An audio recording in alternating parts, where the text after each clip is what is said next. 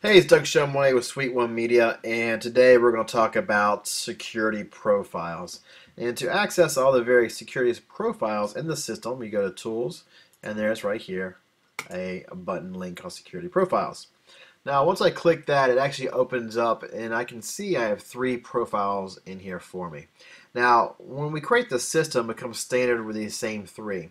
So we have administrator, a standard user, and a standard user with approval. So a standard user that needs to approve something. A lot of times that may be a department head level. Now, if I want to open up one of these, I hit Edit Profile.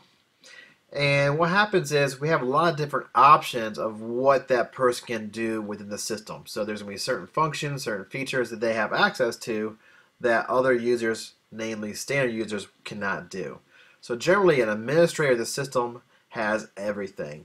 A lot of times it's going to be the clerk or somebody in the city manager's office or somebody that actually really does create the agendas, create the packets. Some of the options we have in here, such as creating agendas, changing a finalized agenda, unlocking it, finalizing it, locking, for example, publishing the agenda files, also changing or creating a packet with confidential documents. So you can actually read through these, and it should be fairly explanatory what they can actually do or can't do. So generally, again, the administrator has access to everything. Now, I'm going to go ahead and show you what a standard user typically has access to.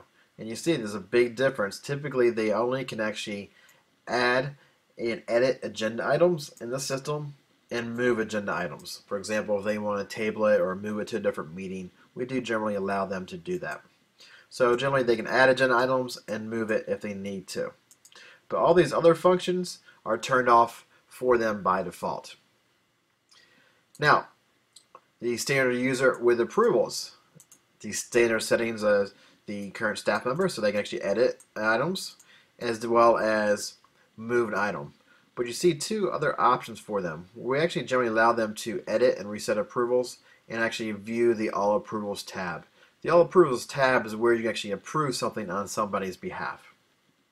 So those are the 2 additional functions they get with standard user with approvals. Now there's going to be times when these 3 standard ones don't really fit your needs. For example, you may have somebody that helps out with creating the agendas or creating the packets. They need access to certain things, but not everything.